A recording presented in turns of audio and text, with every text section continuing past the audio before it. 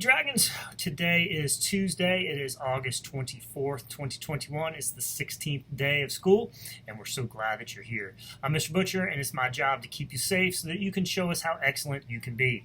We hope that you left your average in the car or on the bus, and you're ready to have a respectful and responsible day. Speaking of responsible, one of the things that we do is to show our respect for our rights we have in this country and our school. We do this by daily saying the pledge to the flag along with our school pledge. When we do this, we want to stand up tall. We want to put our hand over our hearts. We want to say the pledge loudly, clearly, and with pride.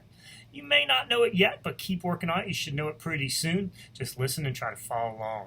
You will get it in no time, but you got to practice it each and every day. Leading us in the pledge today is Miss Roberts and Miss Duran. Pledge allegiance to the flag of the United States of America and to the republic for which it stands, one nation under God, indivisible, with liberty and justice for all. Please remain standing for the Kennedy School Pledge. I pledge myself as a Kennedy Dragon to be ready for the day ahead of me. I will be respectful of myself, my teachers, and all others I meet throughout the day. I promise to be responsible for myself, my actions, and my learning. I'll work my hardest to be the best dragon I can be. Please take a moment to reflect silently on our day, our activities, and what we hope to accomplish.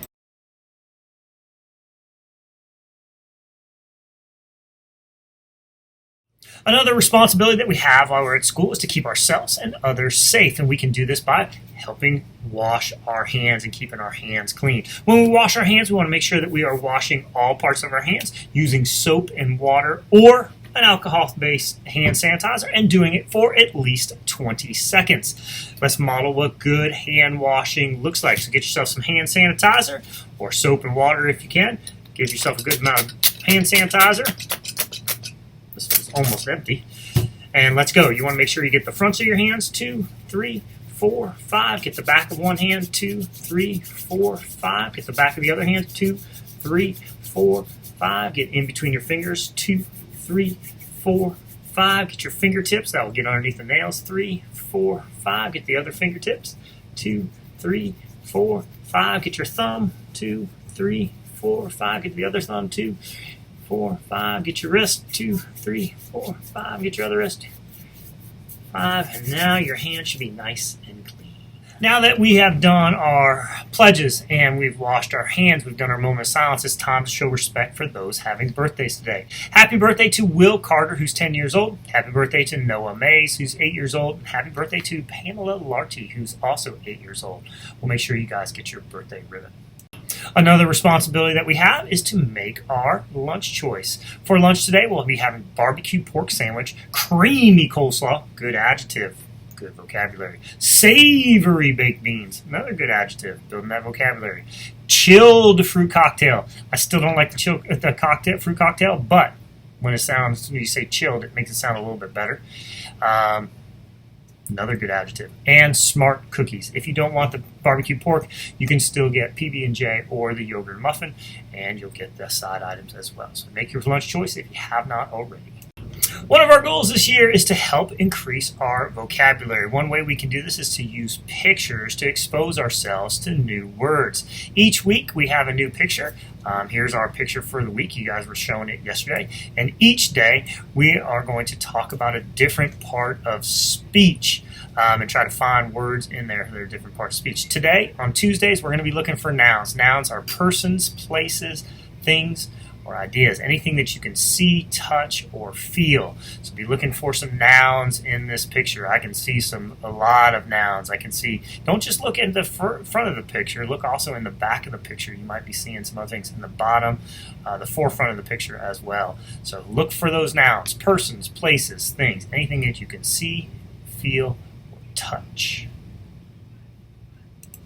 Today's morning message is on procrastinating homework and uniqueness. How many of you have had a hard time making yourself do homework? I know I do. Does just the thought of it make you feel sick? Do you put it off until the last minute? Do you whine and do you complain? Do you make excuses why you shouldn't do it? Because it's boring, or I didn't write it down, or it's too hard, or I left it at school? Now, listen up. Homework doesn't have to be a terrible, horrible, worse than eating dirt kind of thing. The trick is to doing homework is to just do it. Decide on a certain time you'll do it each day. Eat a healthy snack before you start, and work at the same place each day so your brain knows that it's time to switch into homework gear. Ask for help when you need it. Then remember this: it feels great to get your homework done. If you do it early, you can relax the rest of the evening without having that sick feeling of, oh gosh, I still have to do my homework. With something to think about on Mr. Butcher. Make today your masterpiece or not. Remember, the choice is yours. And that's so true. I have homework each night. Sometimes I don't want to do it, and I'd rather be doing something else. But I got to get it done. And the trick is, just like the message said, the trick is just do it. Just do it. Put forth the effort. And the thing is about, and I said this to our 5th graders, when you don't do things, you get overwhelmed easily. So just do it. Just do your homework. Make sure you bring it in. Give good effort. Last week when I was in Alaska and I met Santa, one of the things he said is, just do your work. Just do it. And that's how you stay on the nice list. So I don't know if you want to stay on the nice list or not, but it's a whole heck of a lot easier when you do your homework than when you don't. So make sure you do it. Don't procrastinate. Good vocabulary word. That is all we have for announcements, so please help me. Me and your teachers keep you safe. That is our job. And your job is to help us keep you safe. And you can help us by being a ready, respectful, and responsible student who is focused on graduating in the year. Because when you are a ready, respectful, and responsible student focused on graduation, you are fully committed to student success. I love you very much. Have a great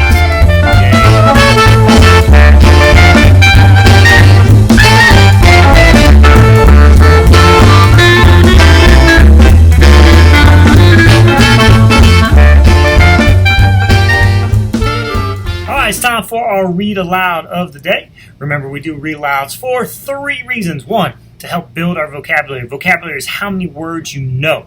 And the best way to build vocabulary is to expose yourself to more words. Books are full of words, so that's the 1. 2nd, so we can model what good readers do. Good readers read fluently, which means that they read the words correctly, at a good pace, not too fast, not too slow, and with expression.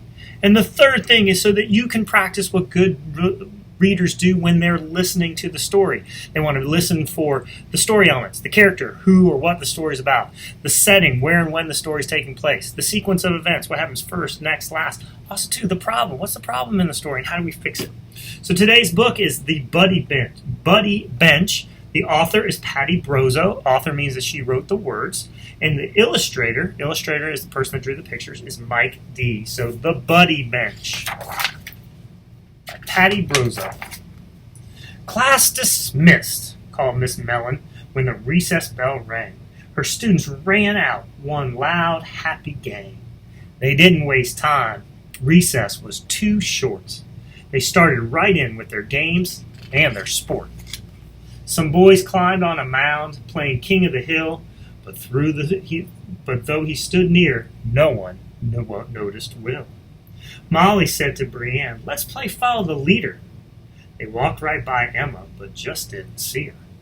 As Cooper watched hide and seek from a tree, he thought to himself, "Why does no one seek me?"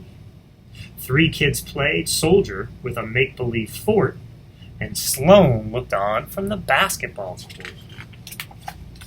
7 kids were clowns, and they acted quite silly.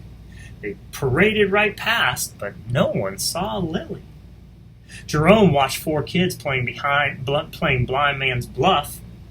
Why can't they see me? Aren't I big enough?